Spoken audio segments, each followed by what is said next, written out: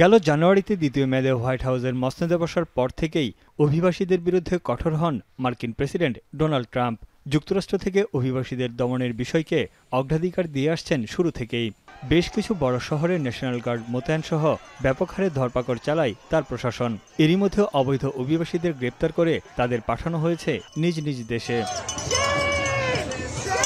যুক্তরাষ্ট্রে সংঘটিত অপরাধমূলক কর্মকাণ্ডের জন্য অভিবাসীদের দিকেই বারবার অভিযোগের আঙুল তুলেছেন মার্কিন প্রেসিডেন্ট। গেল সপ্তাহে ওয়াশিংটন ডিসিতে ন্যাশনাল গার্ডের 2 সদস্যের উপর আফগান নাগরিকের বন্দুক হামলার পর অভিবাসন নীতিতে আরও কঠোর হন ট্রাম্প। এমন পরিস্থিতির জন্য পূর্বসূরি বাইডেন প্রশাসনের অভিবাসন নীতিকেও দায়ী করে রিপাবলিকান শিবির। এবার 19টি দেশ থেকে আসা অভিবাসীদের গ্রিন কার্ড, মার্কিন নাগরিকত্বের প্রক্রিয়াসহ সব ধরনের অভিবাসন সংক্রান্ত আবেদন স্থগিত করেছে ট্রাম্প প্রশাসন। যুক্তরাষ্ট্রের জাতীয় ও জননিরাপত্তার বিষয়ে উদ্বেগ জানিয়ে এই সিদ্ধান্ত নিয়েছে ওয়াশিংটন। শুধু তাই নয়, আংশিক ভ্রমণ নিষেধাজ্ঞার আওতায় থাকা এসব দেশের নাগরিকের ক্ষেত্রেও এই স্থগিতাদেশ প্রযোজ্য হবে। তালিকাভুক্ত দেশগুলো সবই ইউরোপের বাইরের। আফগানিস্তান সহ এই তালিকায় আছে Myanmar, Iran, Libya, Somalia, Sudan, Yemen, Cuba, Venezuela সহ 19টি দেশ। এদের মধ্যে বেশ কয়েকটি দেশের উপর গেল জুনে কঠোর অভিবাসন নীতি এবং যুক্তরাষ্ট্রে প্রবেশে নিষেধাজ্ঞা আরোপ করেছিল ট্রাম্প প্রশাসন।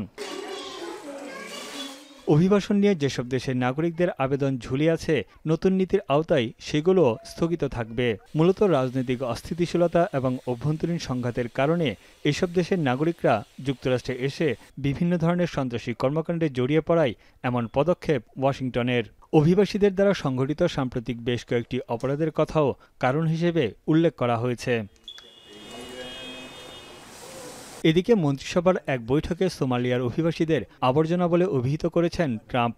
শুধু তাই নয়, সোমালিয়াকে দুর্গন্ধযুক্ত দেশ হিসেবেও সমালোচনা করেন মার্কিন president.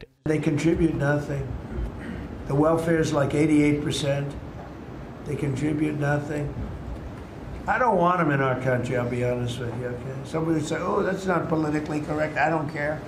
I don't want them in our country. Their country is no good for a reason. Their country stinks. And we don't want them in our country. যুক্তরাষ্ট্র থেকে অভিবাসীদের বিতাড়িত করতে এ পর্যন্ত নানা ধরনের বিধিনিষেধ ও কঠোর পদক্ষেপ নেওয়া হয়েছে। তবে এখন পর্যন্ত বৈধ অভিবাসন ব্যবস্থা নতুনভাবে গড়ে তোলার ক্ষেত্রে খুব একটা তৎপরতা দেখা যায়নি ট্রাম্প প্রশাসনের। তানভীর জনি, এখন বিশ্ব।